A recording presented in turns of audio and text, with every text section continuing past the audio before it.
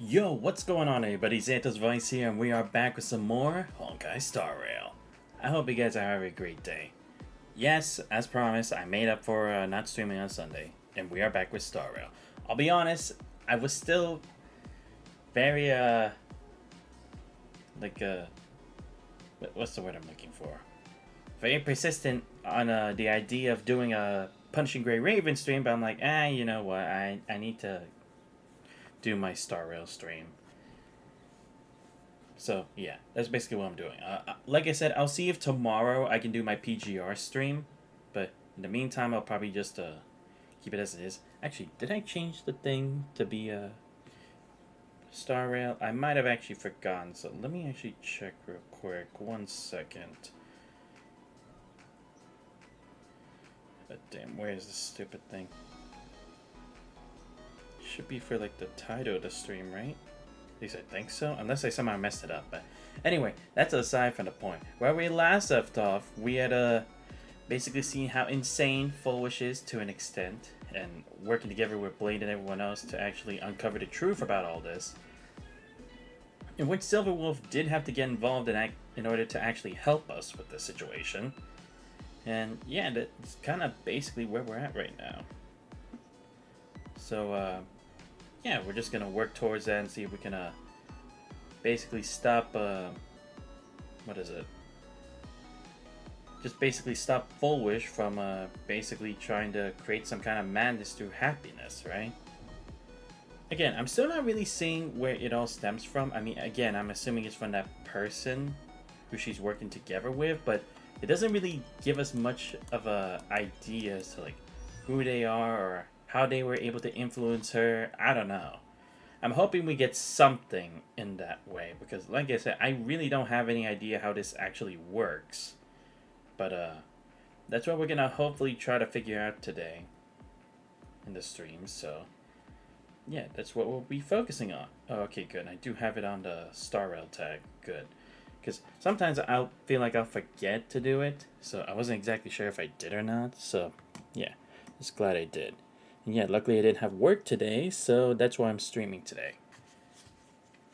So yeah, we'll see if we can finish 4.2 story. And I know, we were so close to finally catching up before 4.3 launched, but unfortunately, I had weird timing with stuff, okay? I'll just be upfront about it. But anyway, after this, we'll go through 4.3, and then I'll probably try something else, as a different series. And I want to see where my work schedule is, because the thing is, I'm in the middle of training right now for work. I mean, I still get paid for the hours, but it's not like a consistent schedule yet. So I'm going to try to wait and see then, to hopefully be able to figure out like when I'll do Witch of the Holy Night. Because I'm also thinking of doing an extra day for streaming for the summer, but I don't know what day it'll be, so that's kind of what I'm trying to figure out. I didn't test Blade yet. I will probably just save that for after we reach 4.3, because otherwise it's like, why would I check them out if I'm not even gonna get them, you know? But yeah, we actually have to go and stop this lady, basically. So where's the quest thing again? Oh yeah, here we go. I don't know why it's on this other stuff though. I literally didn't even leave this place. So yeah, head to the director's office and install Full Wish's schemes. There we go. I don't know if this is the right team. I'm just doing it because honestly, I have no idea what I should be doing. So I just figured I might as well just go along with this. So just in case, I'm just gonna put this team and hope for the best.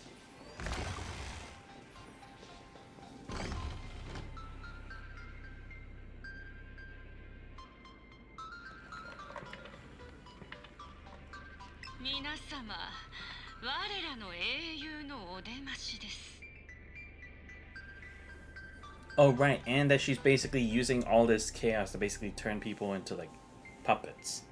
Forgot about that.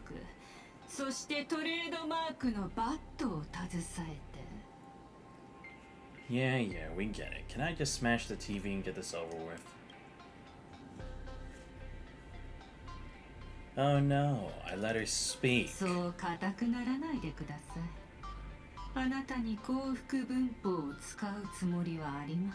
Please, if anything, you probably figured it wouldn't work on me. 私にあなたやあなたの後ろにいるスターたちを倒そうという気はありませんよ。あなた方は一人一人が爆弾のようなもの。I mean, it makes 少しでも sense. 足を踏み鳴らせば、その衝撃で二層楽園は粉々になってしまうでしょう。I mean, to be fair, our presence hasn't really been that great in the whole grand scheme of Planet Arcadia's Phantasm games anyway. I mean, Velt got controlled by a Sparksea, Sunday's identity has been revealed, Don Hung's hanging out with Blade. We're kinda not doing ourselves any favors. このゲームの結末はもう見えています。天外の勢力が争い、二層楽園を破滅させるのです。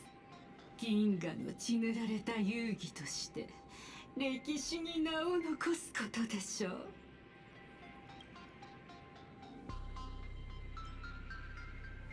Nobody cares. お前の言葉に耳を貸すやつなんていない。俺がお前を倒して全部止めてみせる。Wow, Trailblazer, way to look emotionally stiff as fuck. Really, dude? You couldn't have even done, like, the poses like they do on TV? You just did, like, a little point? What the hell? And also, what the fuck is with this music? It really doesn't fit the kind of situation we're in, I'll be honest. そうですか。ところで、最後に心から笑ったのがいつだったか思い出させてあげましょう。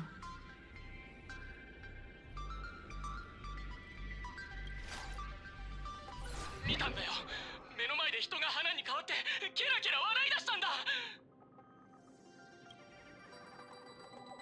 誰でもいいから助けて。カンパニーは超常現象管理局は何してるの。哀れな人たち、滑稽ですね。皆様落ち着いて。ハッピースマイル研究会はこうなると分かっていました。そこでこの健康ドリンク回春泉をおすすめします。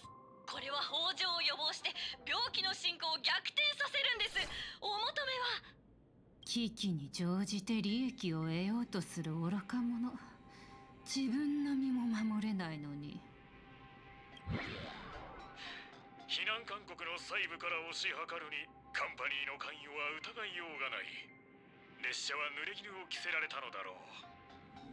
いやいや、これは間違いなく古族の陰謀だ。愚か、あまりにも愚か。すぐにでも楽園理事会を招集し合意を形成すべきです。楽園天人を新たな現像師として分類し、それからどうするんですか。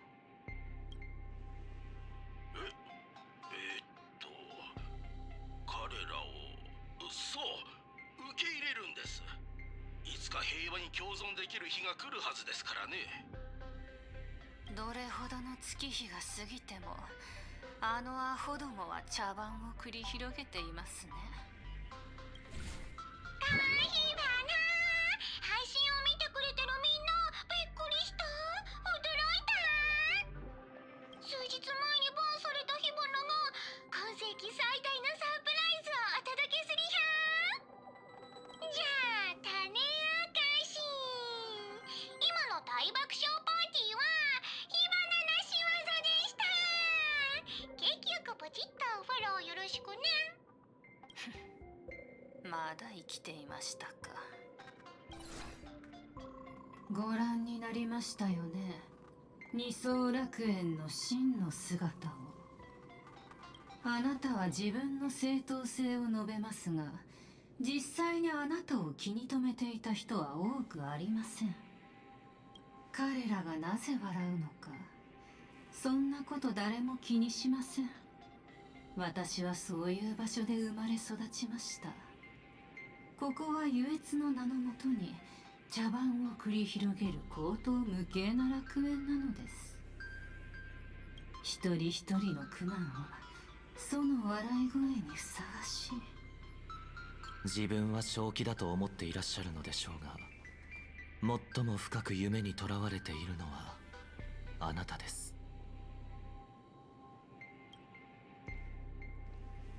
調律で真実を喋ってもらおう。それから変異を解く方法も吐かせないとな。なあ、自分から話してくれてもいいんだぞ。 But I mean, does she even know how to do it, right? Just because she knows how to spread it doesn't mean she knows how to cure it. これが最後のチャンスだ。 Because maybe it's like she doesn't even want to cure it.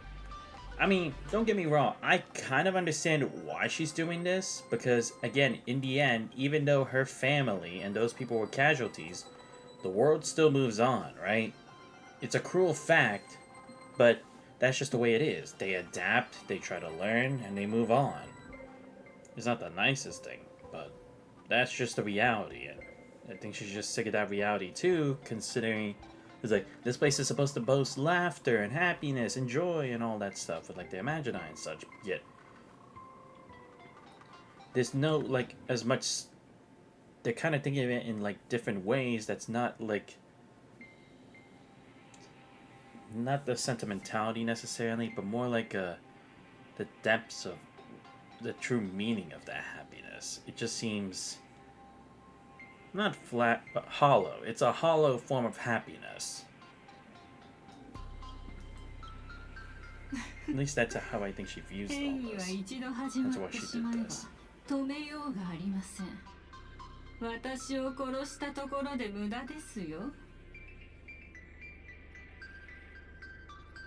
そもそも全ての元凶はあなた方ではありませんか？救いようがない。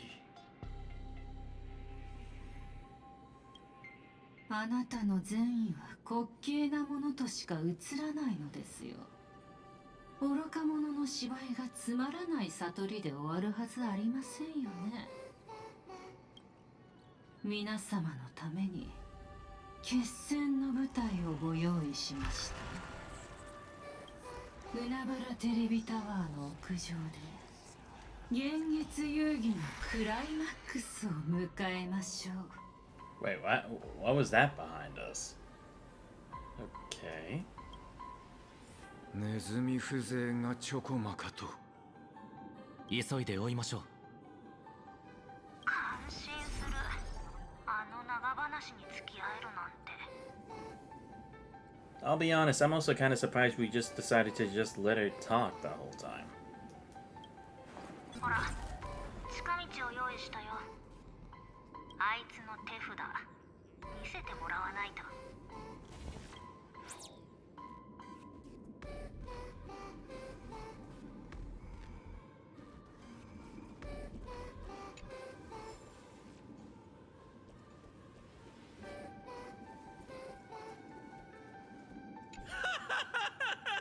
満願局長、まったくあなたは生来の役者だ。血塗られた遊戯の被害者が一歩また一歩と影から抜け出し、幸福の象徴となる。 What are you talking about? 今にわかる。彼女は私の娘のような存在であり、私の作品、そして私の神。放っておくんだ。この男はもう気が触れてる。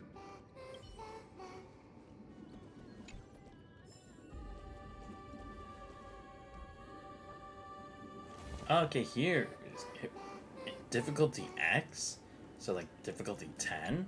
Okay, interesting. We'll see about that.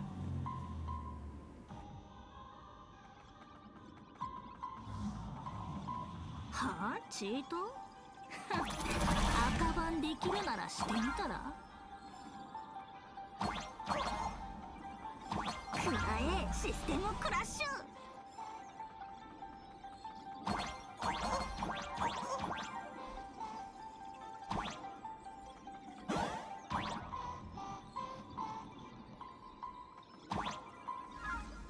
の面、やつだ。影が騒いでいる。最悪の事態が避けたい。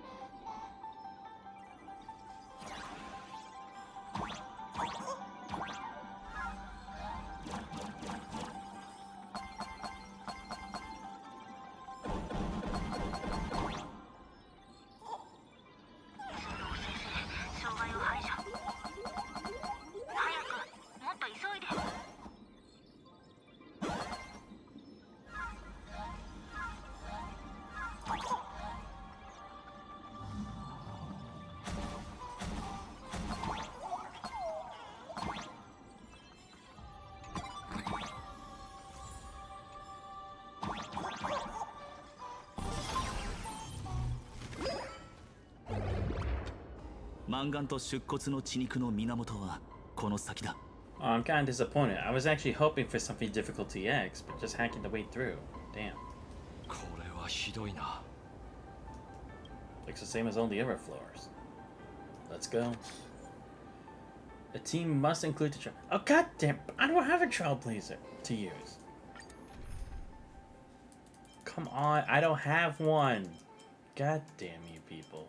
Okay, damn, they don't have one for me to borrow? Fine. Well, I don't know what to use. Man. Like I said, I never got... I don't even have the Trailblazer in his new form yet. It's like, what did they even hope for me to use? I guess just use my, just because I'm too lazy to really do anything, I'll just use my, oh, right, I switched them out. Right,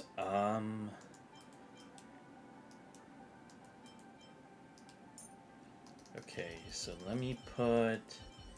Do you want to say the current paths as a team preset? Sure. And then where is Ruanmate? There we go. I guess. Again, I don't really have the right team for this, but I guess this. Or should I just do the normal team I already had? But just add the Trailblazer, because, like I said, unfortunately I haven't built the other forms of the Trailblazer, even though I know I should, but, to be honest, I've been too lazy for that. I mean, I guess I could do it, but just without Archer on the team. But the problem is I have no idea what kind of boss she'll be. Like, it didn't tell me what elements it is. I guess I'll keep Firefly. Honestly, I don't really know. I'm just gonna leave it at this for now. I honestly can't think of any. Or... But, I mean, to be fair, this is a Civil War / Evanescia chapter, right? So I would assume maybe I should be using Civil War for this, because we barely even get to use her. I'm just put her there. If I mess up, I'll just start over. I'll just do that. Okay, so where's Sparkle? And then Don Hung. 目の前のことに集中しろ。 Again, not the 攻 best. 撃は俺が受け止める。 I'm desperate. But actually, he's not even a break, so it doesn't really work like that, does it? I don't even know if I should. Crap, this is what sucks about this. Now, you know what? Fuck it, I'll just leave that team. We'll see what happens. We'll see what happens. I'm just gonna give it a shot. I honestly have no idea what team I should even be bringing to the party, but might as well. Alright, let's go.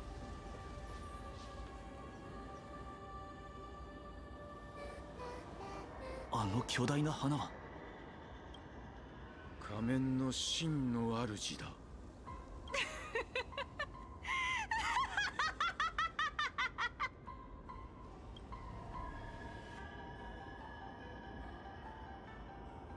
What are you laughing at? 人生は短いものなのですから、もっと笑いませんか？私たちは皆あの祝福を受けているのですよ。皆さん顔が真っ青ですね。最後にもう一つジョークをお聞かせしましょうか。15年前、空が血のように赤く染まった夕方、一人の生徒が掃除用具入れの中で口を押さえて息を殺し、その子は救出されましたが、もう帰る家はありませんでした。大人たちが持ってきたのは小さな2つの箱。両親はその中にいたのですか？ Wait, what the hell? それからと What, い you う mean like they're ashes or what? その子はクローゼットの中で生活するようになりました。被害者の会のおばあさんが扉を叩くまでは。But really, it was just that simple of how she survived the incident. I was hoping for something a bit more... Okay, it didn't have to be grandiose, but I was expecting a bit more of something. Right? Because it can't just be me who's disappointed that that's just how she survived. Because, I mean, this is a serial killer who basically killed everyone in Graphia Academy. Like, I figured that they were pretty thorough when searching, like, regular spots like that. お嬢ちゃん、外に出てみないかい？あんたと同じような人たちがたくさんいる。私たちは支え合えるんだよ。一緒に少しずつかけらを拾い集めよう。その子は外に出たと思いますか？ええ、出ました。おめでたいことに。毎日笑顔が描かれた励ましの手紙をもらい、再び学校に通って新しい友人たちとの日々を過ごしました。人々が手を握って言うのです。頑張って、あなたは楽園の誇りだと。そして私は言いました。ええ、私は楽園の誇りですと。カット。いいぞ、完璧な涙をたたえた微笑みだ。カメラ何してる？隠れてないで前に出て寄れ。すべて詳細に撮るんだ。私よくわかりません。皆さんが私が幸せになる瞬間を記録したいと思ってくださるのはわかります。でもどうしてカメラがこんなに。クリルさん、抑えてください。口滑ってますよ。別にいいだろう。どうせ編集で後からどうにでもなる。編集どうにでも。皆さん何を言ってるんですか？おめでとう、マンガンさん。あなたはたった今すべての視聴者を魅了したんです。優越賞幸福をあなたにが過去最高の視聴率を記録しました。スポンサーからゴーサインが出たぞ。3シーズン分の予算追加も決定だ。役者諸君、特に漫画さん、お疲れ。あなたは楽園の誇りだ。何を言ってるんですか？私を助けてくれた人たちは。オーガストおじさんもシロさんもみんな役者。私の涙は演技なんかじゃなかったのに。失ゲマの惨劇から立ち直った少女。完全なノンフィクション作品。これが欲しかったんだ。I see. They commercialized her survival, basically. Wow, okay. Yeah, that's pretty fucked up. I will admit, I'm starting to see where she's getting the crazy from.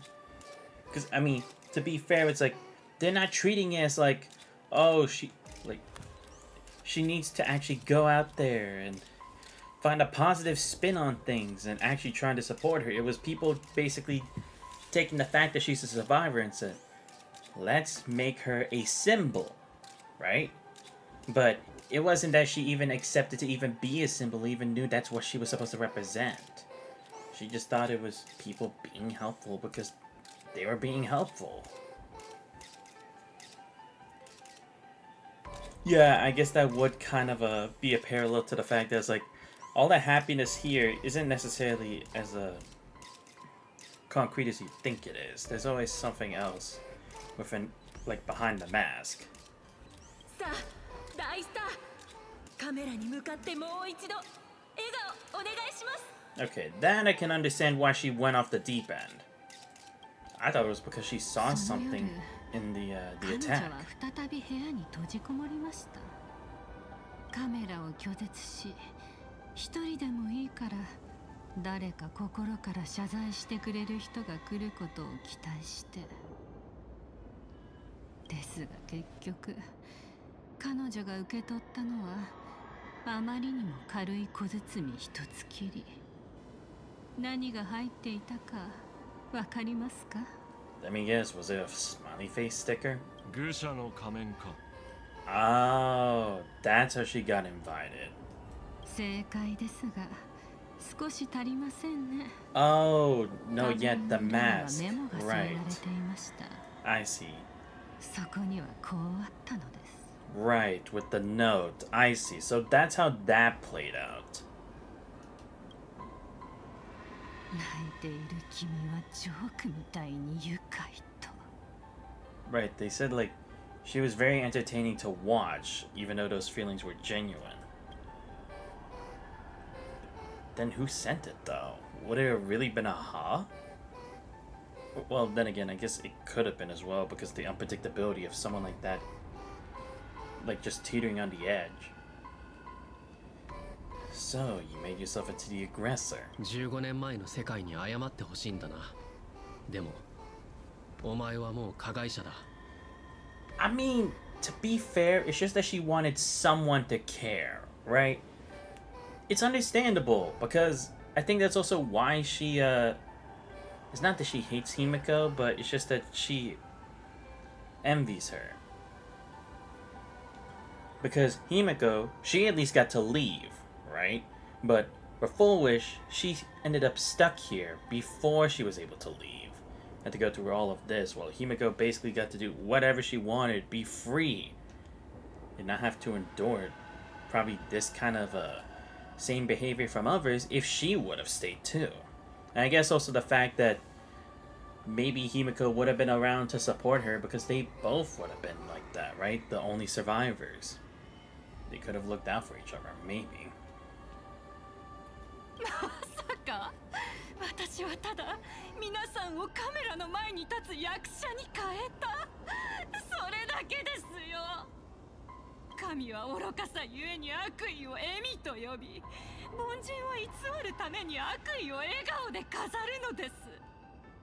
さあ、僭越者の皆さん、かかってきなさい。分かっていますよ。あなた方は私も生ける屍のような化け物に変えたいのでしょ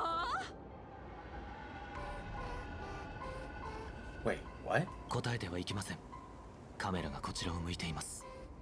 まさか自分に出骨の細胞を。視聴者の皆様、やはり彼らの目的は私を陥れることだったのです。私はもう間もなく理性を失うでしょう。 But still, at least now I understand why she even used her own home as a research, right? If it was other people she spied in, why would she have done this happiness thing to them? But no, they were the ones because they just pretended. ですが、私は決して屈しません。生まれて初めて私自身に幸福の言葉を投げかけます。笑いの神様、私はあなたのその笑顔に思い切り唾を吐きかけましょう。見せてください。あなたの慰みに過ぎない優越の章がただの人間によって破壊された時、それでもあなたが笑っていられるのかを。優越の力を借り、終わりなき幻月遊戯を作りましょう。神よ、すべてのものに永遠の笑いを。これで御心のままでしょう。天外の聖越者、終わらぬ遊戯の始まりです。あなた方は幸せになれますか？不死によって遊戯を終わらせない。 Huh, a plant 意識 monster. を保て。出骨に取り込まれる It's been な a。while since I faced one. Ah, shit. Characters afflicted with the happiness state will gain stacks at the start of their turn. Once they reach a certain number of stacks at the end, they'll be converted into a happy... Oh, come on. Not this kind of shit again. Is it the same like Kafka? Damn it. Attacking and defeating enemy targets can reduce stacks to avoid being converted to overcome happiness effect. Okay, sure. 地を守り天を支える。 I bet. まったり行こう。 Okay, yeah, I was definitely right to bring Silverwolf. The fire team would not have been that great. Like maybe on the blooms here, but not on her. 竜よ、我が命を聞け。不朽不滅をもって発光をかける。見てて。か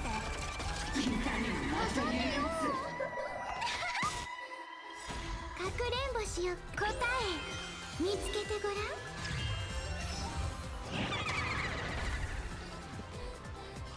ん。アドリブで。まだ応援してくれる人たちがいる。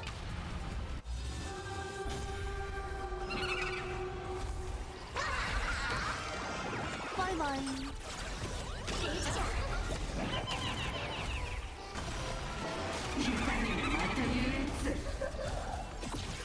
オーバードライブ。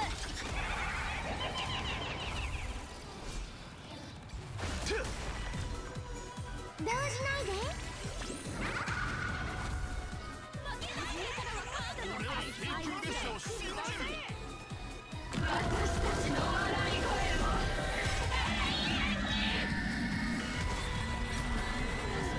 Oh, okay, there's the crazy face. Holy shit. Oh, wait, PS what? 最強だから。 What the hell happened? 見てて。 Damn, still not enough? コラボスタート。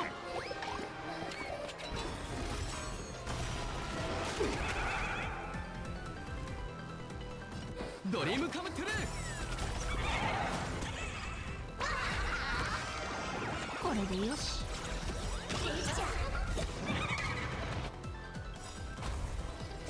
次はガチ部屋でボーナスステージ。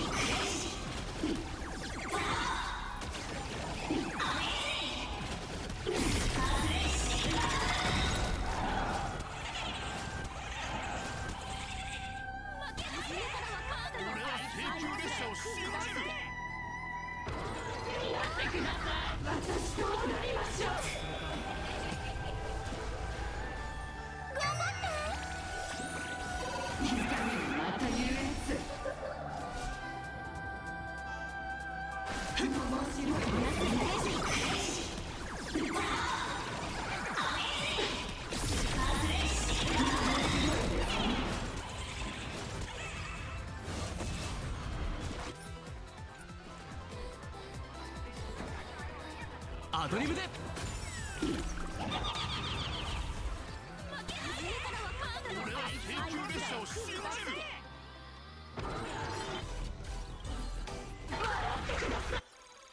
あまねく人々に幸福を。コラボスタート。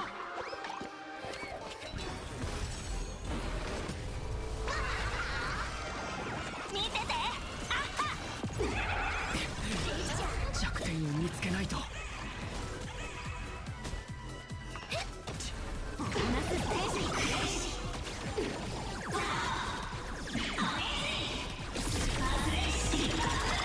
喜劇のクライマックスには主人公が必要です。さあ祝福をあなたに。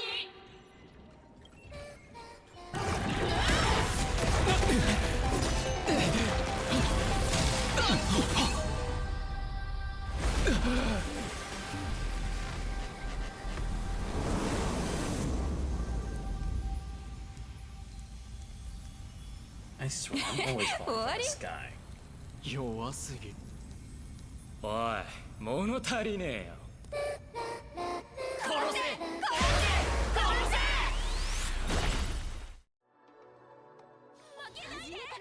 俺は請求列車を信じる。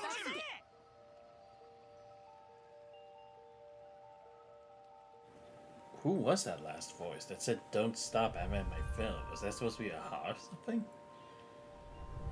Oh look, I'm in the realm between again. Fantastic.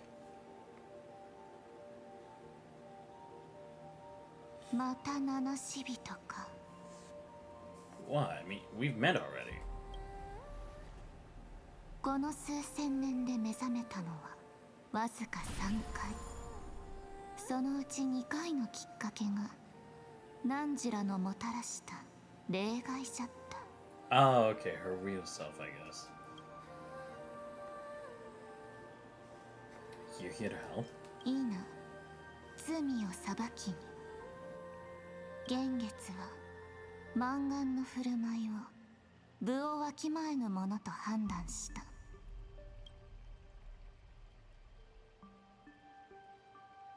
Your tone's ice cold. What are you planning? 大したことではない。わらわの手によって楽変天人は調整の主の懐へと帰る。出骨がよみがえろうとも結果は変わらぬ。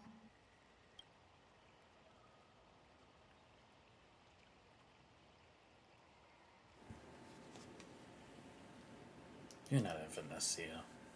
Who are you? 20万人の無実の人を巻き添えにするなんて納得できない。無実。その無実の人が敵に眼力を捧げ汝を窮地に追い込もうとしておるのじゃぞ。わらわにはわかる。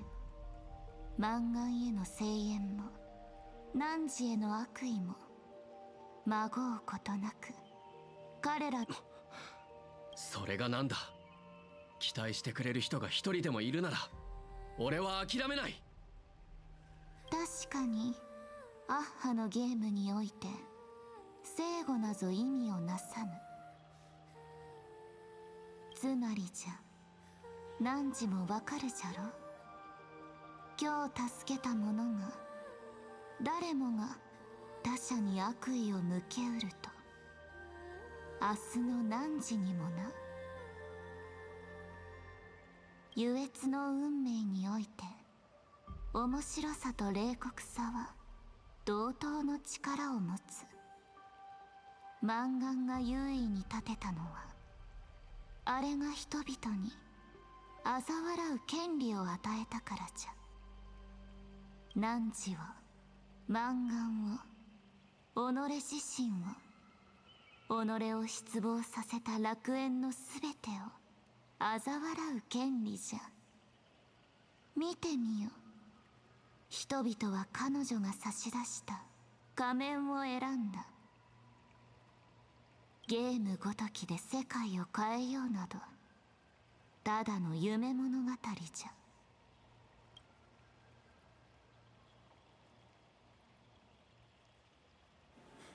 I'm not arrogant enough to think that. みんなが世界にがっかりしたのはいい世界になってほしいと思ってるからだと思うんだ。だから俺は立ち上がってみせる。汝にはまともな仮面すらないが。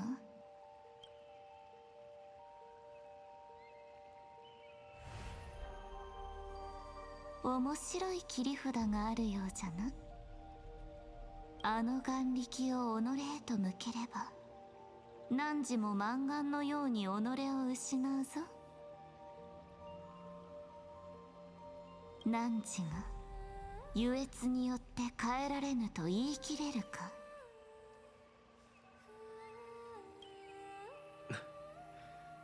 変わったっていい。旅をすれば人は変わるものだろう。Oh, okay. I have 5 options. Okay, Cena Generator doesn't disappoint. Genius who leads the stars. The crystal flower that embraces the world. The watcher the river forgetting. Sun doesn't arise. Okay, I guess I'll pick the middle one. Oh. たとえ世界が優しくなかったとしてもそんなの気にしない。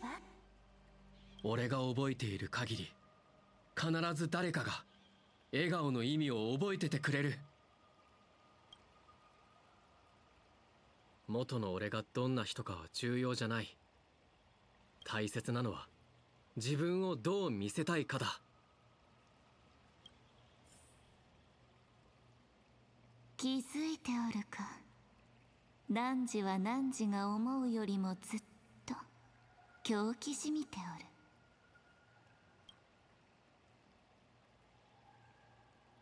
じゃがそれくらいでなければその寵愛は受けられぬな。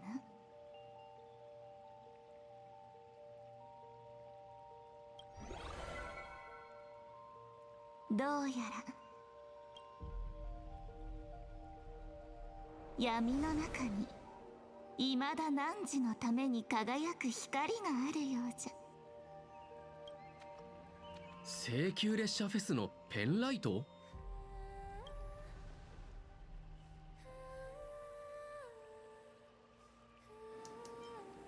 ？I'll check back in 3 minutes. なぜ3分なのじゃ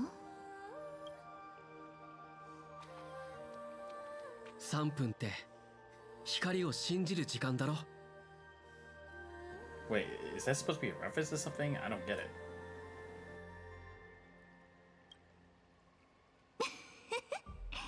なんとも子供らしい。ペンライトが武器とは前代未聞じゃ。I mean, have you seen Star Wars? Not exactly the first. わかった。契約成立じゃ。天地に増します幻月と神木よ。この誓いを見届けたまえ。常なるわらわに昇る汝のごとく、この誓いの様の変わらぬことを。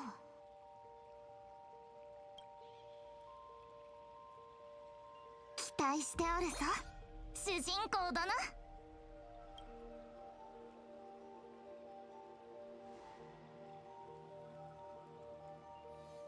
いける。絶対勝てる。信じてるぞ。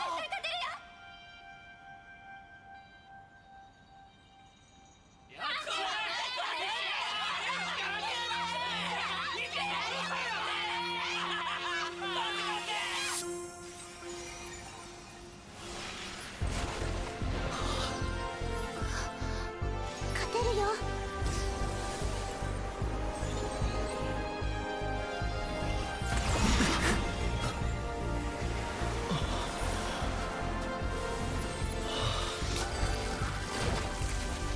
たとえどんな願いでも受け止めて書き換えて、仮面の下の俺が見せてやる。ヒーロー剣山。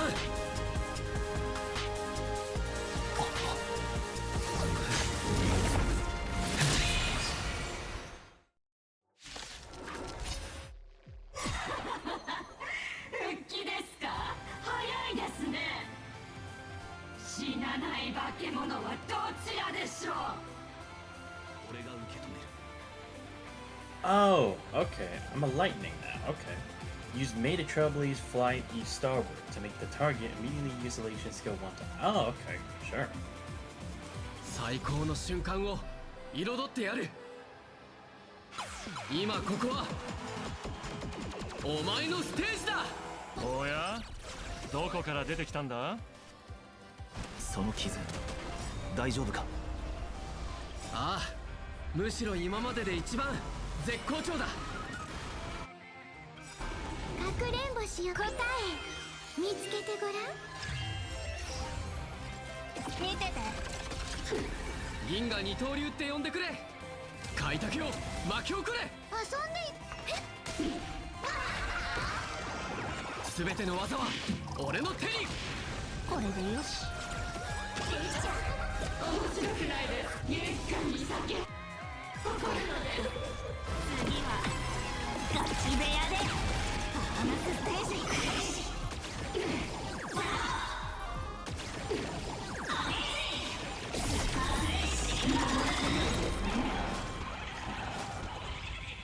あんたらの成果見てたぜ。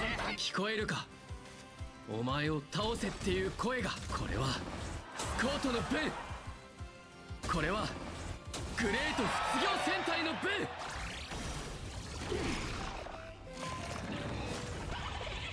Damn, they actually made me pull off the Minecraft Diamond Sword. お前が踏みにじった人たち全員の分だ。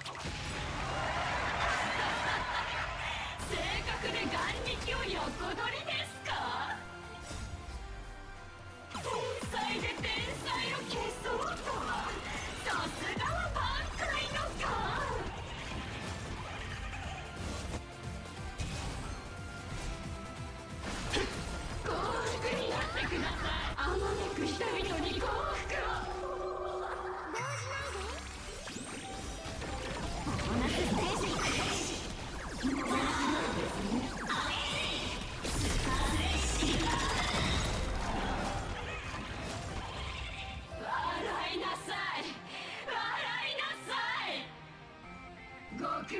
地獄へ落ちるのです。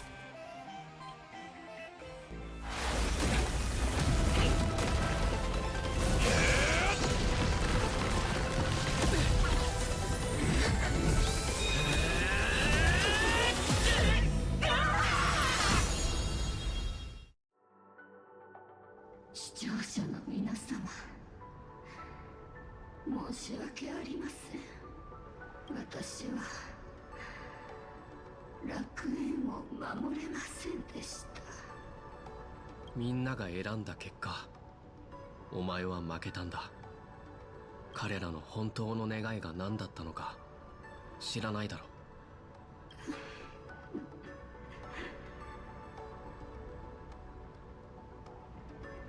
知りませんし、興味もありません。本当に長かった。失言魔はほんの一瞬で私の心を殺したのに、この世界は15年かけて私を殺しました。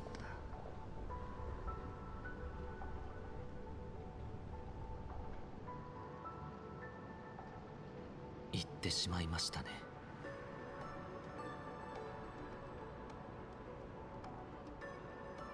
元凶がこれほどあっけなく死ねるとは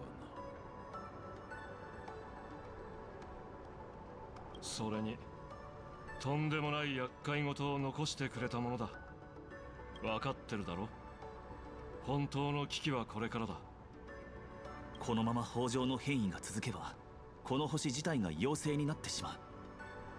それもだけど、マンガンの死でネットが大炎上してる。最初から自滅する気だったんだ。私たちの逃げ道を塞ぐために。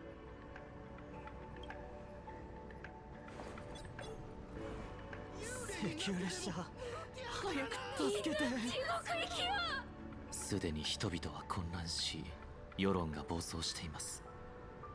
このままでは第3第4の最悪が起こるのも時間の問題でしょう。俺に任せろ。突然失礼。全体こっちに注目。俺は卒業戦隊のグレー。今は火花さんの配信ルームからみんなに話してる。聞いてほしいんだ。絶望するのはまだ早い。グレーだ。まだ希望あるぞ。早く助けに。漫画はずっと世間を欺いて幻月遊戯を操ってきた。それを止めたのは七死人だし、彼らは今も厄災が広がるのを食い止めようとしてる。俺たちもただ助けを待ってるだけじゃダメなんだ。奇跡を起こせるのは聖越者だけじゃない。願いを叶えられるのは自分自身だ。俺は今海原市の救助活動に参加してる。俺の声が届いてるなら今すぐ行動してほしい。この人なんで熱くなってになっても解決しないわよね。スマホの電源は切らずにバッテリーは計画的に使うんだ。家族、友達、周りの人に伝えてくれ。希望はまだある。まだ希望はあるぞ。請求列車の救助部隊は全部海原市に向かってる。卒業戦隊はみんなと共にあるからな。それから二次元ホース先生にも一言お願いしていいですか。ハロー、みんなこんにちは。晴天航路モフモフ号の作者、二次元ホースだよ。だからほらシャキッとして、じゃないと情けない君の姿を漫画にしちゃうぞ。あ、漫画といえばモフモフ号の最新話「神にまみえん二層楽園」の巻が書き上がったんだ。発売日はってあれ、君誰？あなたの主治医ですよ。退院する時の約束を忘れたんですか？本当に最高のドタバタ劇だね。こまで。みんなバイバ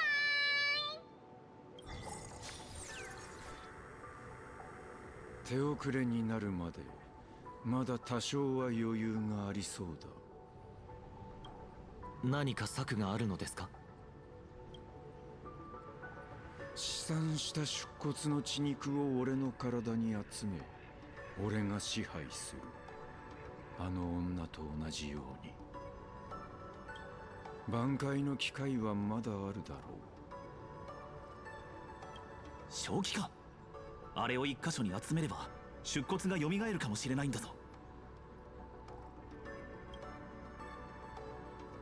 前世と同じ過ちを繰り返すつもりか？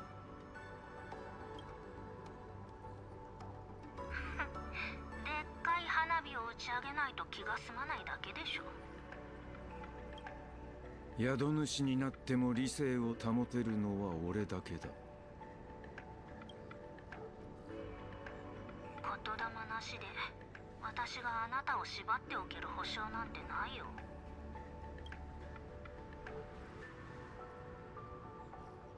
もし誰かが思考の調律であなたを制御できれば勝率は上がるでしょうか？バカなことを考えるんじゃない。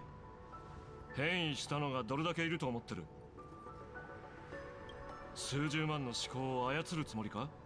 そんなことをしても犠牲者がもう一人増えるだけだぞ。品津さん、バカなことをする人間はいつの世にもいるものです。このところずっと考えていました。なぜこの世界に二層楽園という名が付けられたのかを。ここはピノコニーと同じように一見華やかですが、内側には暗流が渦巻いています。ですが今ならわかります。停滞が幸福をもたらすことはありません。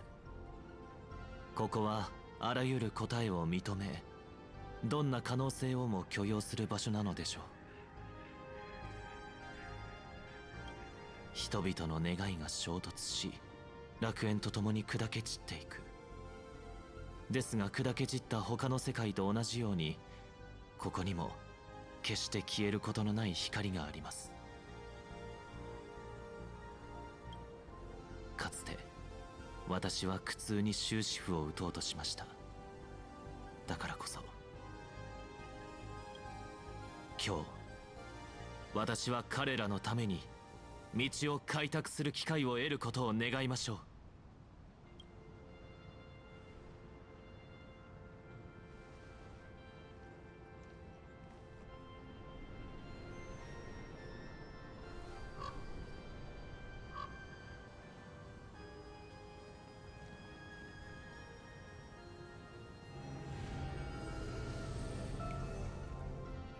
楽園の人々よ、私追放者サンデーが聖越者として皆さんにご挨拶。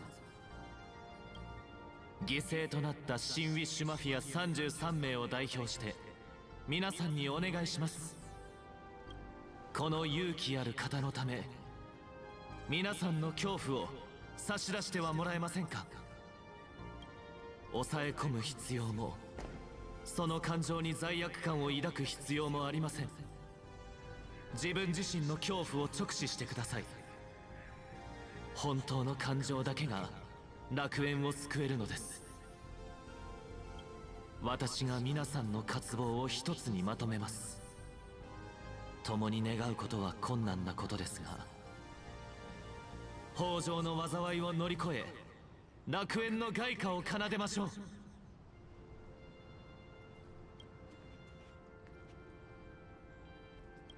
眼力を俺たちに預けてくれ。茶番を終わらせよう。天球よ、どうかまだ目を向けないでくれ。かつての悲劇は繰り返させない。まだ希望はある。まだ希望はある。まだ希望はある。まだ希望はある。まだ希望はある。まだ希望はある。まだ希望はある。まだ希望はある。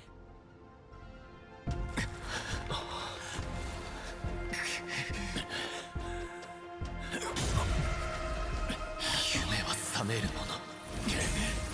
今回は苦痛を感じる権利を守りましょう。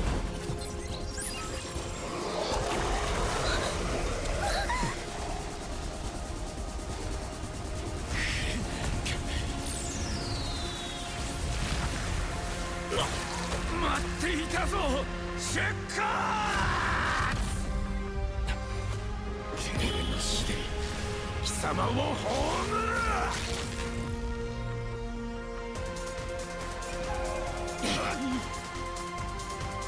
今俺たちで過去の因縁を終わらせるぞ。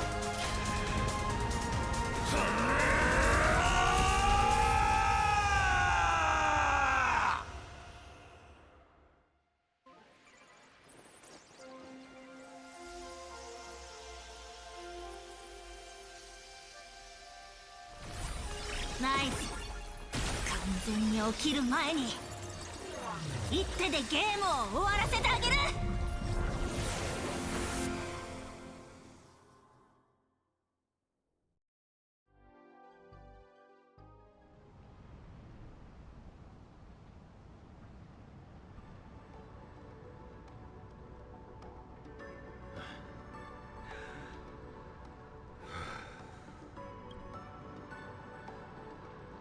なんだ、俺はまだ死んでいない。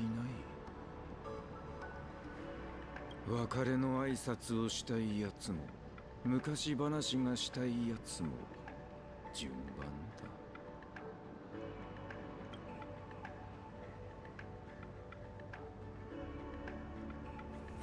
だ。I thought we had to fight a third phase. 皆さん、あなたに生きていてほしいようですよ。生きるは彼に対しては少し失礼かもね。でも一つの星を豊穣の毒牙から救ったのは間違いなく大いなる功徳よ。僕たちが戦ってる間、一体どこに行ってたんだ？ごめんなさい。ある人との話が長引いちゃったの。未来を占って帝宮が介入する可能性を探るのにも時間がかかってしまって。でもよかった。お礼を言わせてちょうだい、性格ハンター。これは本心よ。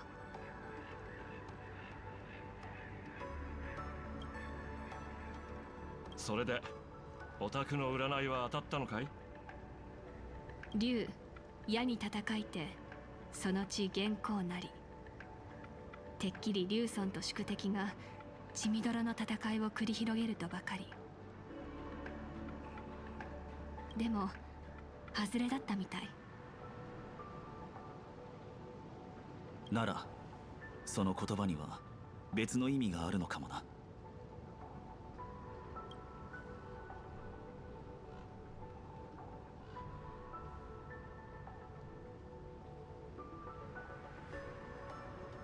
勝負はついた。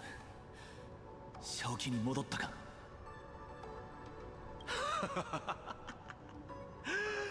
礼を言う。だがこれでは足りない。何をしている？なぜ手裏剣の破片を自分に刺しているんだ？憎い体。目の前に奴がいる。こうでもしなければ正気を保っていられない。あの過ちを忘れないために。こうして死闘に備えるほかない。ジンは手裏剣の破片で正気を保っていた。想像を絶する痛みだったはずだ。その地、元寇なり。それが意味するのはおそらく砕け散った手裏剣の色のことだろう。なるほど、興味深い解釈ね。でも少し話がそれちゃったみたい。泉州の施設として私も使命を果たす必要がある。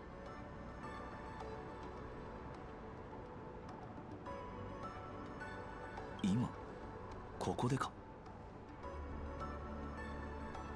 俺を泉州へ連行し永遠に枷をかけるか、あるいはこの場で処刑するか。性格ハンターに手を出すなら私を通して。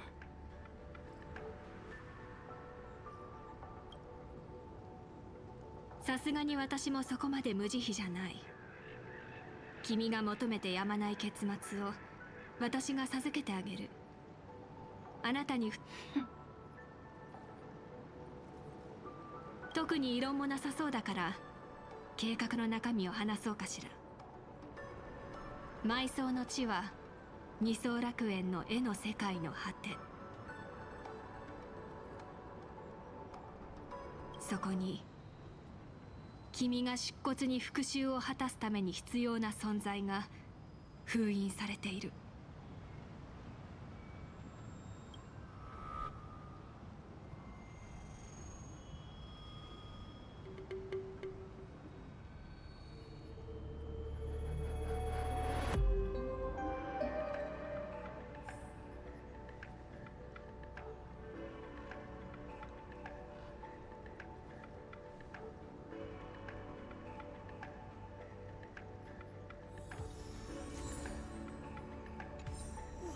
Okay, now what?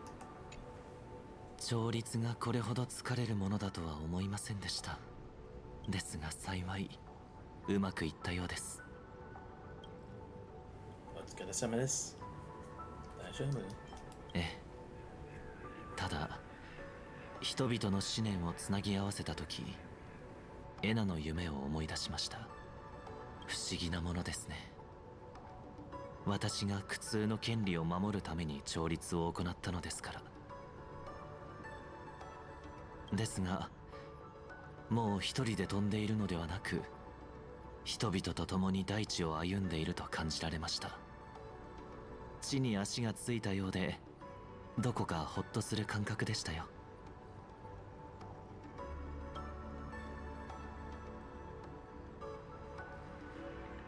いいえ、お礼なんていいんですよ。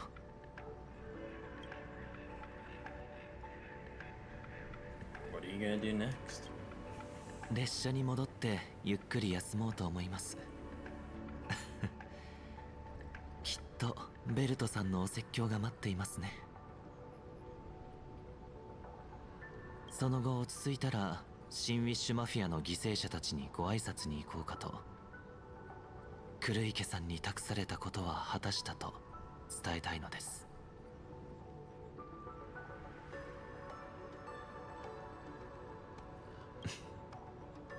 それでは列車で。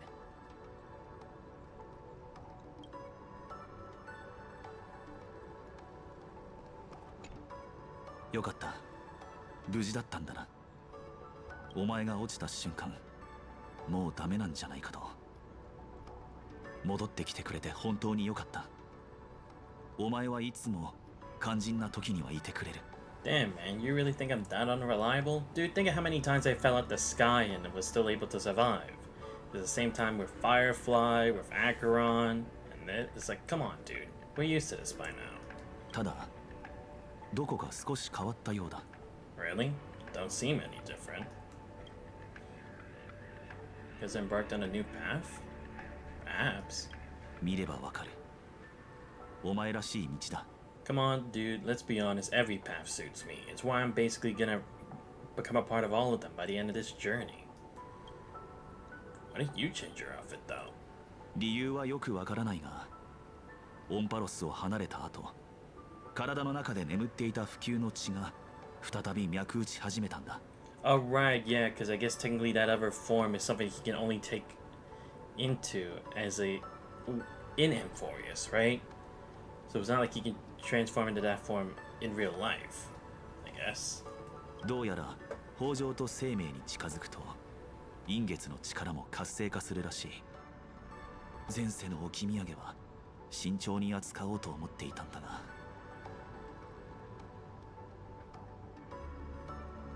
さっきは状況的にもその余裕はなかった。全員が力を尽くさないとジンが正気を失うところだったんだ。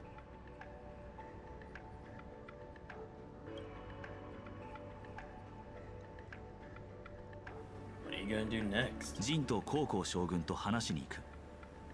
さっきの葬儀の件が気になってな。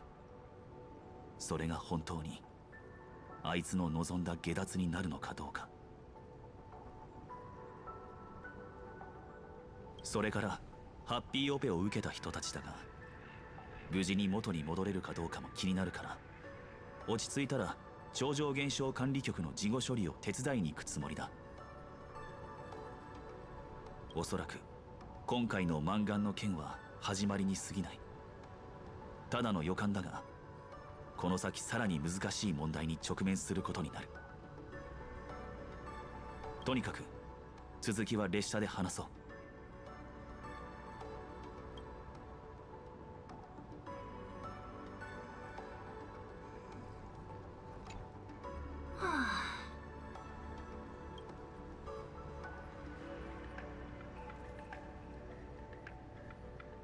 So, what does the Alpha Wolf say? ジンがあの泉州の女に連れてかれた。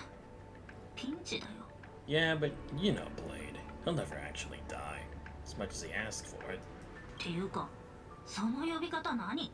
I mean, you're the better version of Silver Wolf now. What, am I just supposed to call you the same as always? 今回戦ってる中で銀狼のイメージが一回り大きくなったんだ。 That in your hair. 遠回しにチビって言ってない？ No. Maybe, I don't know. You think he's alright? そんなわけないでしょ。出骨の血肉が集まった瞬間に爆発して木になりかけたんだから。私が素早く圧縮アルゴリズムでジンの体の中に押し込めたからよかったけど、あのドラゴン君にも感謝しなきゃね。ジンを抑え込んでくれたのナイスアシストだった。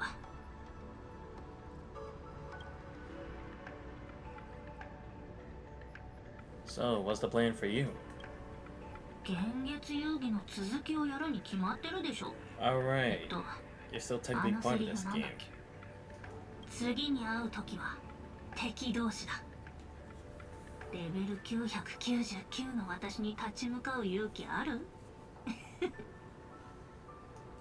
Please, you say that regardless of what level you were. Anyway, glad that worked out. Hey, Himiko. 大丈夫？怪我はしてない？ I swear, they're really underutilizing you considering this is your home turf, Himiko. I'm kinda disappointed with the way the writing's going, not trying to include you more. Where did you get here? ついさっきよ。みんなでジンの話をしてたから邪魔したら悪いと思って。姫子、いつも俺たちを旅に連れて行ってくれてありがとう。何よ、今さら。今はあんたもタンコーもサンデーも全員列車に連れて帰りたい気分よ。それでコーヒーを何杯か入れてパーティー車両で何をするでもなくレコードを聴きながらおしゃべりして、ただあんたたちの顔を眺めてたい。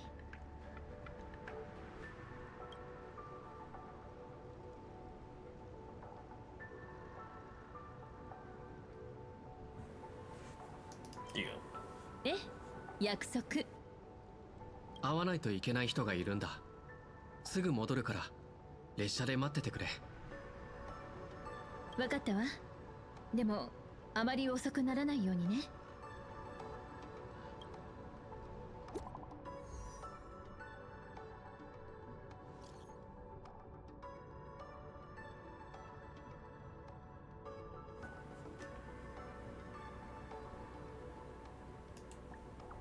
Alright, guess I'm going back to Graphia Academy again. Oh, there we go. Now I finally got the new version. Damn, but now I'm gonna have to farm resources for him too. Great. Whatever. Just something I'll do on my own time. I'm honestly kind of surprised. Once again, we get to this pretty quickly, I will say. I don't know, I'm kind of disappointed how it keeps going like this, because we only just learned, like, the true, like, objectives and everything like that, like, towards the very end of it, and, or what seemingly looks like the end of part of 4.2.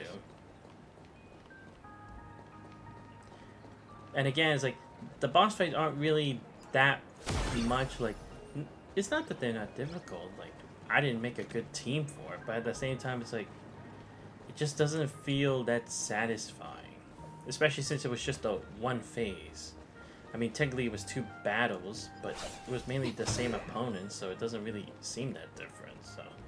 I don't know, I'm kind of disappointed if this is going to be how this part plays out. Because I will also say, I get it. This is supposed to be like a more fun area with like cartoons and stuff like that and whatever. I get it. I do. But it's like, we are really leaning in too much to me being the protagonist who saves all his like true justice, yada yada, like just like any other regular basic protagonist. It's like, come on. Can't we at least be a bit unpredictable with that, or at least a bit less cringe with it? You know? Like, I'm not saying to cut it off completely. You can have it at some points, but it shouldn't be like all the whole damn time we've been here.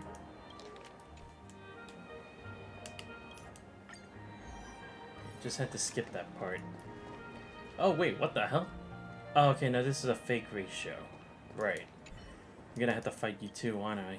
Okay, let's get this over with. Come on. Yep. They really want me to fight Dr. Ratio.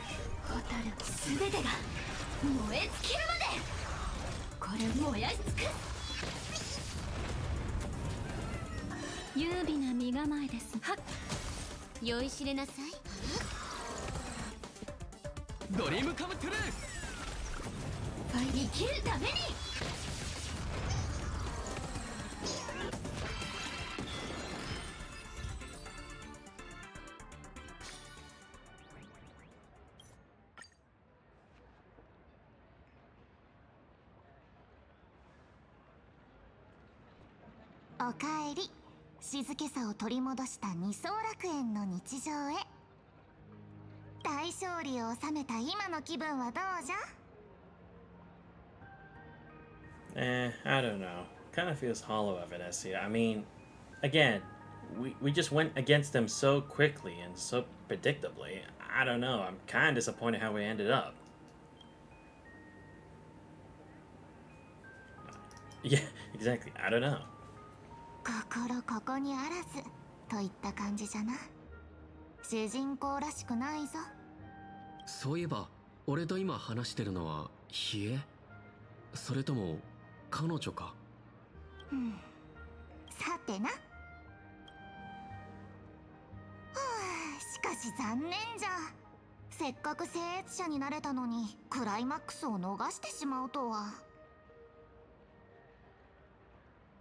ま、少なくとも悪役にならずに済んだのが不幸中の幸いかのう。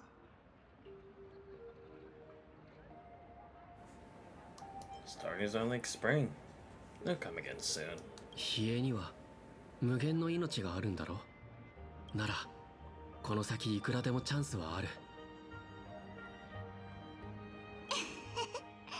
慰めてくれてありがとう。ラクーン殿はさすがじゃ。やはりファンでいてよかった。モフモフ号の1巻目第1話の1ページから。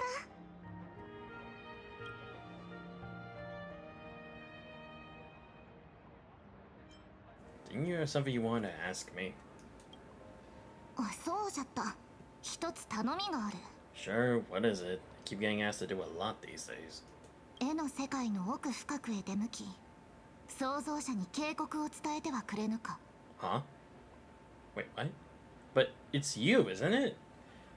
Or do you mean, Himiko's dad, Ryusuke?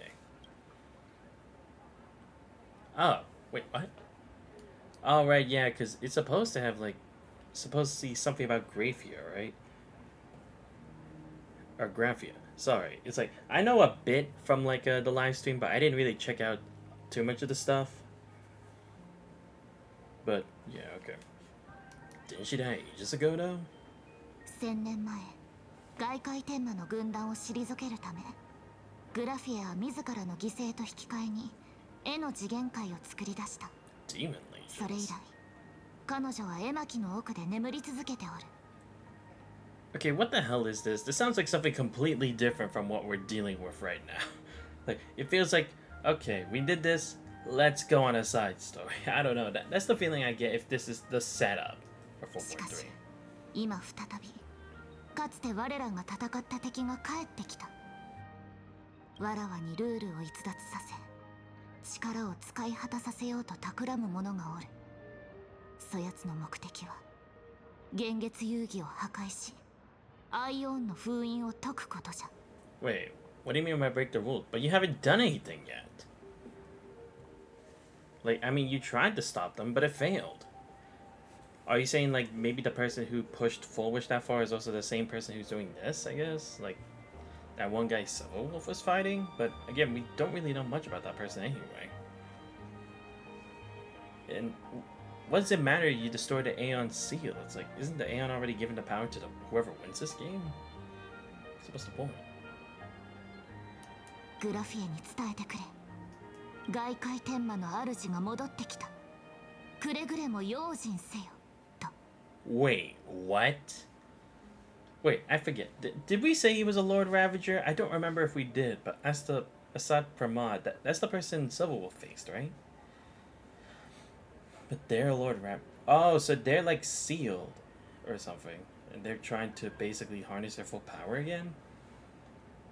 It's like maybe it was like a devil's sweet whisper into her ear or something for Full Wish. Assad Pramad. So it really is him. 汝が戦っている間、わらわも豊穣の力でハッピーオペを受けた者たちの傷を癒しておったのじゃ。どうやら少し無理をしすぎたらしい。すまぬが、ぐっすりと眠らせてくれ。ではラクーン殿、次にわらわが華麗に登場する時を楽しみにしておるのじゃぞ。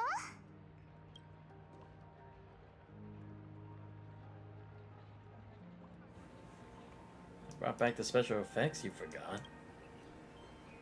Yeah. Huh? Okay. Great, now everyone's disappearing on me. Oh, okay, here we go. Meanwhile at the roof of Perlux Tower. 未完の絵巻が今にも咲けそうです。意外なお客様ですね。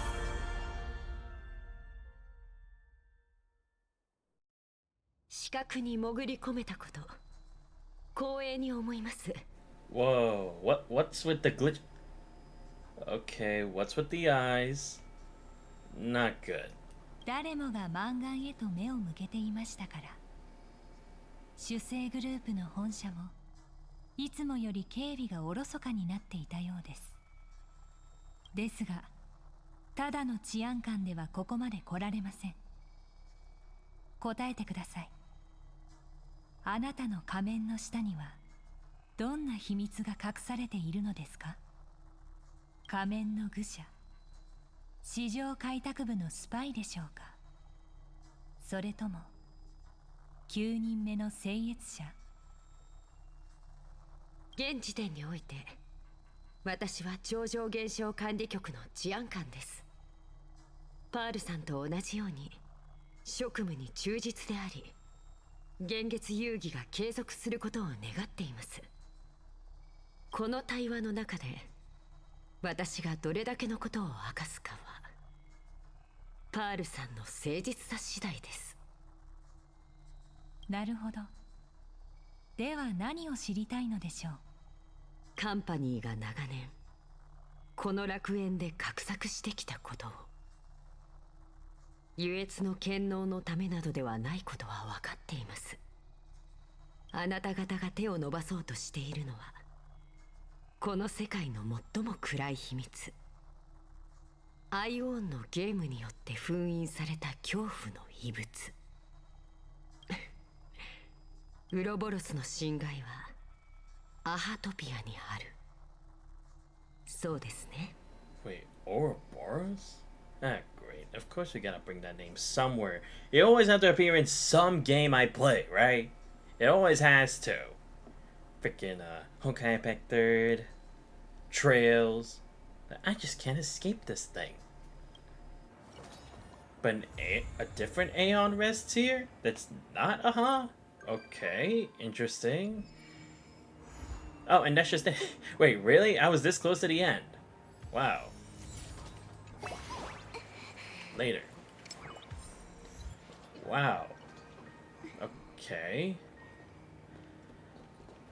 Yeah, I will say this is definitely the least impactful part of the story. Like, I will say it, I feel a bit disappointed and underwhelmed with what happened here. It just feels like, I don't know, it feels like they were going in some direction with this, but then it didn't really hit the mark where they wanted to. At least that's the feeling I get. Because does anyone else feel dissatisfied by the way this ended? Because I don't really feel much of a sense of accomplishment or feel like, good, we finished. In like the sense that we accomplished this and there was something about it, but I don't know. I'm kind of disappointed.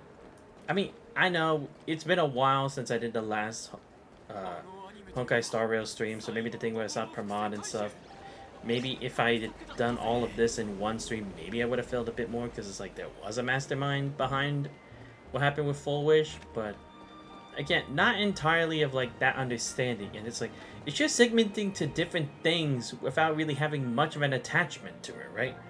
All of a sudden just bringing up Graphia as it like, oh yes, of course, yeah, we know she's been alive, and of course we can go meet her, and then this whole thing with Kuchiba now, who's just been a background character, because it's like, I mean, to be fair, let's be honest, we all knew she was gonna take some part in the plot at some point, right? It was only a matter of time, but I don't know, I just feel very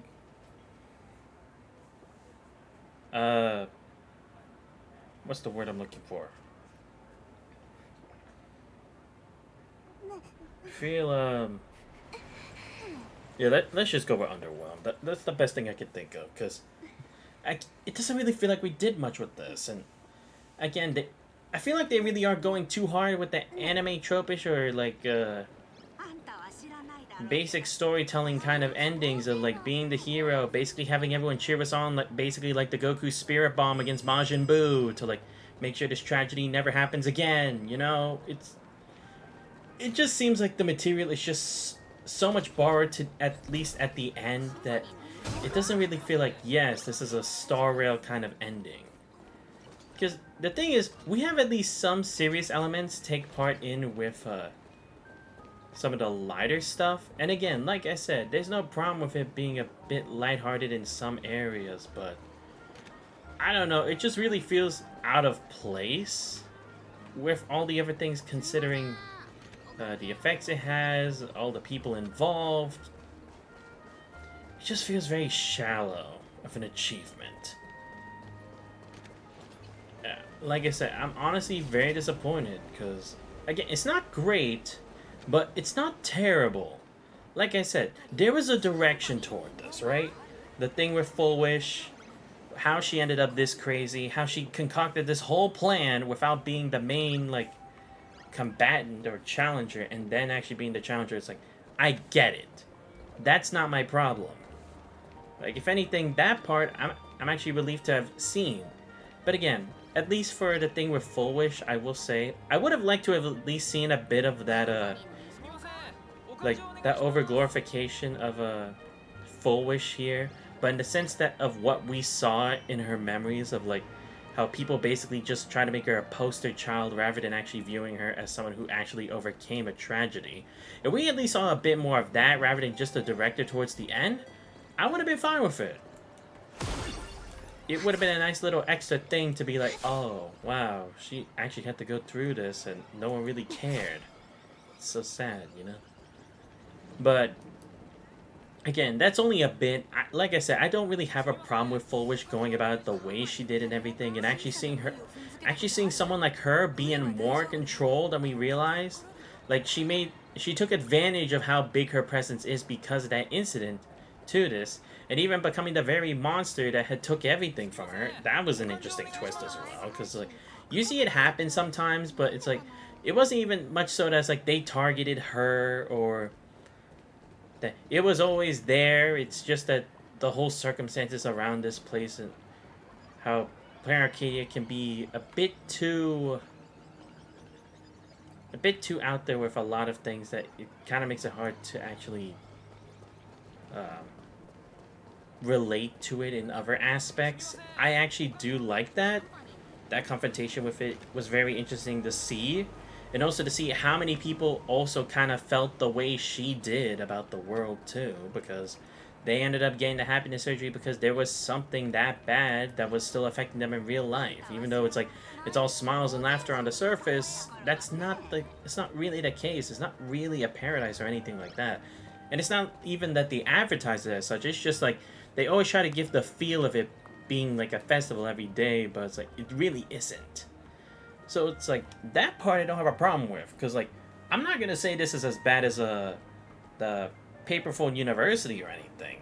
This still beats that by miles, because like I said, it's not that it's bad. I like the different takes that try to go with it, and again, Fulwish as a villain this time around, it's at least more believable than like when they try to do like Scott or something like that. But again, I just feel like the conclusion of it is a bit disappointing. It just doesn't really feel like, doesn't feel that great.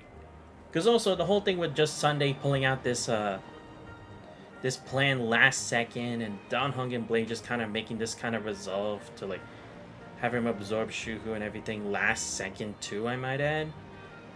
It just feels like they tried to include them in some way, even though it's like, oh, okay, we had scenes with them, but we forgot to do anything with them. How do we make them impactful, considering how many scenes we gave them in the main story? And then it's like, here we go. We'll help them be part of like a super ultimate move or something, or be a process of like sealing or whatever.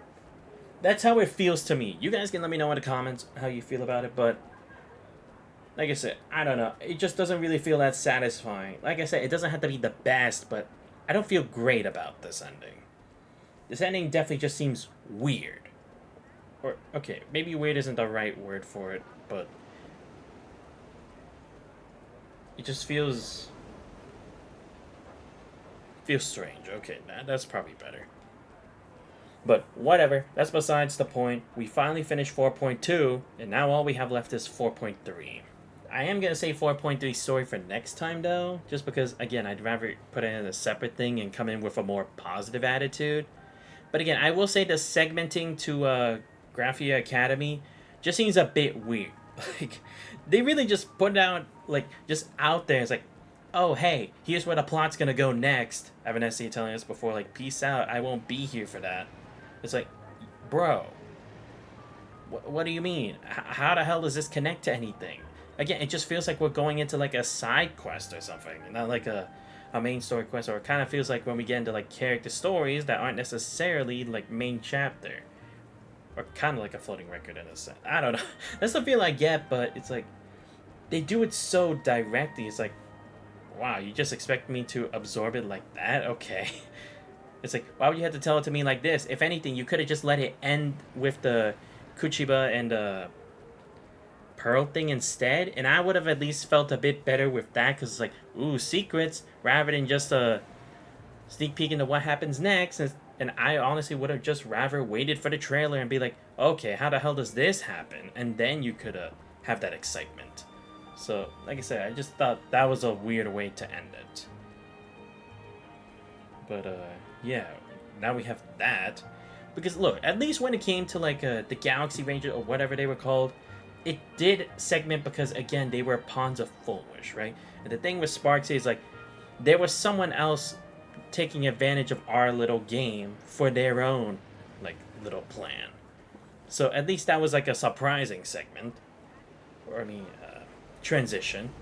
But this, it's like, it's not even a smooth transition in any way. It just seems so abrupt and just so random. Okay, before we end the stream, I will at least test out the new blade. just to see what he's like, because I honestly don't know what he'd be like. I mean, I'll be honest, I'm not gonna pull for him. Not that he's a bad character or anything. I don't know, but if I had to choose, I definitely need Yao Guang on the team, because I mean, I'm not really making the most of Silver Wolf level 999. And I know. Then why the fuck did you pull in the first? Look, I just thought she looked cool. Okay, can't I just pick the characters who I like because they look cool or something? Because again, it's the closest I'm ever gonna get to Bronya Hersher of Reason in this game. I might as well. Which reminds me, I do have to go back to Honkai Impact 3rd at some point. Maybe I'll make those Sunday streams from now on instead. Because I do have a bit of story to actually catch up on. I don't know. Anyway, like I said, we gotta check this out. But yeah, my main intent is for going for Yao Guang because, like I said, I really do need her for the team. Unfortunately, I don't really have much pull, so I'm gonna have to figure that shit out on my own. Maybe I'll actually do the endgame content off stream or something. But yeah, let's check out this blade now that we're here. Or Mornax, whatever you want to call him. Mornax blade, there we go. Activate the zone, getting a new ultimate enhancing this unit. The zone can frequently apply debuffs to enemies, and allies' attacks allow Blade to use his skill more. Oh, okay. Wow, look at this 5-star team that you have to basically pay to get all the units. Hyacinth, Tribi, Asheville, and Mornax Blade? Wow, how considerate, Hoyo Games. Really? What, so basically he has like unlimited blade works, or he's like Li Sushang who, or at least the Li Sushang in HI3, who summons a field of blades and then stands on top of them and then unleashes attacks. Wow, very creative, guys. Very creative. Like, come on, you could have at least put a much bigger effect or something? Okay, Broken Blade still states the amount of fire damage to one enemy inflicts a taunt state. Oh, okay, so he's like to draw an aggro like a tank. Use fire damage. Consumes HP and deals fire. Oh, okay, yeah. No, yeah, I guess it would make sense that he would have to absorb or consume his own HP to land attacks, or more aggressive attacks. And deals fire damage to single enemies bouncing for. What? See, this is the other problem I have. They really do too much of the whole bouncing to enemies or the attack scatters. Like, I'm not saying it's a bad effect, but we're really putting it on way too many characters that they don't really feel that unique. I mean, you're adding all these little extra effects, which I guess is the difference, but, I mean, if they're all gonna be like debuffs or like burns or paralysis and stuff like that, that's like, it's just gonna be like, oh, like a status effect in Pokemon just added to like all these different bounces that are basically almost the same, then what makes them so different then? That's why I'm kind of getting disappointed with it. I wish they actually tried something different, like, again, kind of like how they had those singular attacks, or maybe some more like support units that have more like than just buffs, or like that can do stuff like the acceleration or healing or restoration or something else, you know? For attacks, I don't know what else you could do, but come on. We can't start making like almost everyone have a bounce or a splatter slash hitting adjacent enemies kind of move almost all the damn time now. It's kind of getting ridiculous. And again, I'm not saying it's a bad thing to just get rid of it completely, but at least don't put it for like a majority of your characters now at this point, right? Because also, this is like what, the fourth world we're in right now? What's gonna happen when we go to all the other ones? We don't even know what the point of the game is, because at least when it came to Honkai Impact 3rd, we had a number of Hershers that we had to go up against before the Hersher finality. But this one, we don't really know what the end game is, so if it's actually going to be much, much longer, and to even way further in the future, how the hell are you going to make so many different attacks if a lot of them is just like, oh, it just bounces the damage. Okay, inflicts Balefire Bind, causes targets to decrease defense, increase damage they receive. Okay, that's cool. They can use HP to activate a zone. While it's active, the scene gains FP of Fury, increasing crit rate, crit damage, enhances basic attack, unlocks skill, and gains. Wow, so basically the ultimate. Alright, I guess I'll give it a shot. Ow, that hurt. That hurt too. Okay, do this.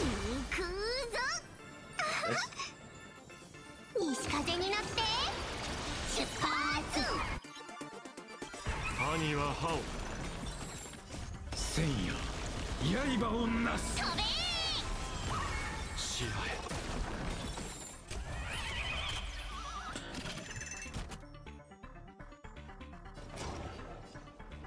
隙だらけだ。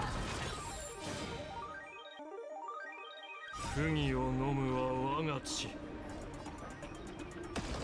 さあ死をむさぼりよえ。兄は歯をしらえ。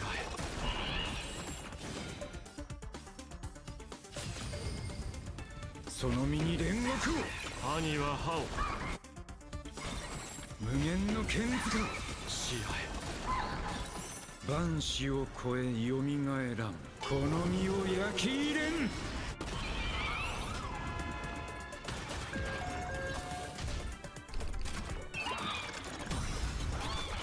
未来は明るいはずです。このかすかな光が雲を払って晴れ渡る空を飛べ。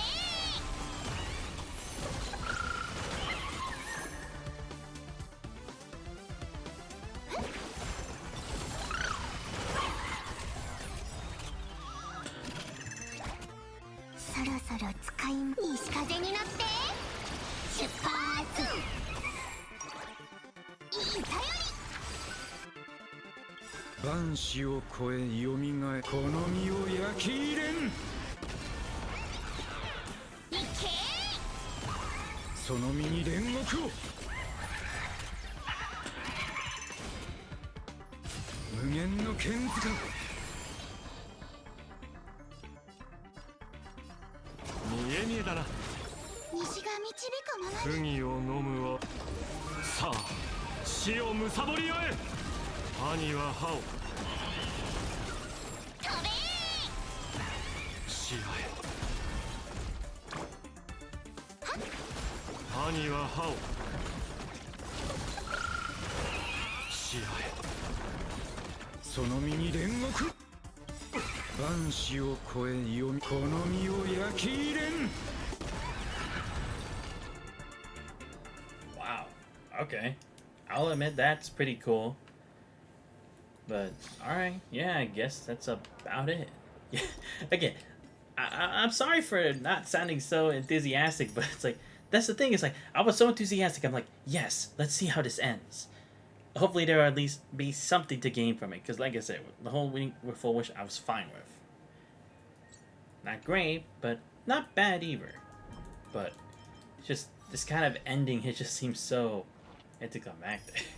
Well, at least in my sense, you know, at least from my somewhat experience with JRPGs and this kind of and like anime and stuff. But I don't know. Again, maybe that's just my own feeling about the whole situation. But yeah, let's just hope the next chapter actually does a better job at that, especially with the concluding part and like the transition to the next phase. Because, like I said, it didn't really feel that gratifying or satisfying about the ending, though, really. And it just felt so out of left field, too, being told, hey, this is where the plot goes next. Like, seriously, how do people justify this? Like, oh, that's a great way to end a chapter. Like, it's just like, oh, they just dialogue it for you, but just where Evanesia is saying it. And I will also say, for this part where it was supposed to be like Evanesia and Silverwolf's, like, spotlight chapter, they really underutilized them. Like, sure, technically we use Silverwolf for like the hacking and everything, but what? She got at most like one actual fight? Like, come on. Like, that's the best you can give us? Hell, we didn't even get a real boss fight with Evanesia, bro! Like, we got to fight like a couple of spawns like just at one point, but that was it! It's like, dude, what are we doing? She's supposed to be the premium character for this. She's a supplicant too. And you make her playable, but just for wandering around? That's it? That's so boring. Like, look, it doesn't have to be that she's in the boss fight. That's not what I'm asking for. Like, she doesn't have to be in the final boss fight where we're all joining hands to save the world or something, but give her more. Come on. You can't feature her or say she's one of the characters to pull here, and you basically don't even really use her. Like, what the hell? It literally is just like, oh, she's a cameo character to that level, and that's it. Like, bro, what's the point then? Come on. You might as well have not even included them by that point. Like, don't get me wrong. I get the point of, like, why she wasn't really able to do much for the situation when she tried to stop them. But at least, like, teaming up with us and going on our adventure or something. Make them do something. This is like this happened too in Emphoria, didn't it? But I guess it was a different way. It wasn't really that they underutilized them. It just seemed like back then it didn't really have much effect on the current state of things in the area we're in. But this time around, it's like, why were they even here? Why were they even advertised? They didn't even really do much to really like show that they're the ones you should be pulling. It really just felt like the only way you'd even justify them being the ones to pull was the trial. That was it. So it's like, oh, okay, yeah, so I'll definitely pull for a character that's like only by trying out in the trial I would actually know. And again, I know you can also use them in the endgame stuff too, but what about for people who are like just starting and they try to pull for that character? Then what then? And they don't have the strength to do like endgame stuff anyway. Then what's the justification for them attempting to pull for those characters anyway? It just seems so out there. But anyway, like I said, that's gonna be the end of the stream for me today. I'll be honest, I don't really know how to go from here. But yeah, defeated Full Wish, but it's not over because Assad or whatever his name is still out there. Supposedly a Lord Ravager. And supposedly we have to find a way to talk to someone who's dead. Graphia, especially since it's been so long and she's supposed to be what? Himiko's ancestor or something? Like how are we even supposed to feel about that? I don't really know. But whatever, I guess, right? That's just gonna be on us to figure out. You don't even segment like what the possibility would even be or if she even still alive or anything, bro. But again, we'll get the 4.3 on Sunday. I mean, I don't think I work on Sunday. I'll probably have to check my schedule later. But, yeah, okay. I probably will play, what's it called? Punishing Grey Raven tomorrow for stream. Because I need something exciting, okay? It just felt so underwhelming, this stream, that it's like, I really need to go out there and feel the excitement again. And the story was getting pretty hype in Punishing Grey Raven yesterday. If you guys do agree. Especially with the new Alpha Frame 2, and it's like, I'm actually using her in battle a number of times, so I'll take it. But yeah, I'll also try later today, hence why it's like, I'm not going to stream anymore for today, so that I can grind more for Tears of Berseria Remastered, because if you guys remember, the 2 bounties that I have to hunt, they're level 50, and I'm like lowest level 44 for the party, highest level 45. I feel like we should at least at minimum be level 47 or 48 to fight it, so then it's like it's not too despairingly difficult for me anyway, because again, it's like I'm not the best at playing the game. Yeah, hell, I'm barely even good at all at it, but it's like I'm trying my best with it, so I might as well make up for that difference with levels. But I'll see what I can do with that from there. And hopefully also grind for mats by grinding for levels too. So hopefully I'll be ready by Friday to continue the main... Saturday for the main story for that. Because I won't be streaming on Friday because I'll be busy with work. And then I'm going to go watch Scream 6 with my buddy. Because we were like, hey, want to see a shit movie? Let's go check out the Scream movie. So we gotta go check that out. Or is it called Scream, or what was it? You know, the scary movie. But yeah, hence why it's like most likely just a stream tomorrow and then a stream on Saturday. But anyway, I hope you guys did enjoy the stream as best you could today. If you guys didn't, you're not already following the channel, please make sure to leave a follow. Much appreciated. Check out my YouTube channel. I post a lot of VODs. Subscribe as well. Go to Discord, you guys already. Links to all those around the channel. But this has been Xantos Vice. I hope you guys have a great rest of your day. I'll see you guys next time. We're out.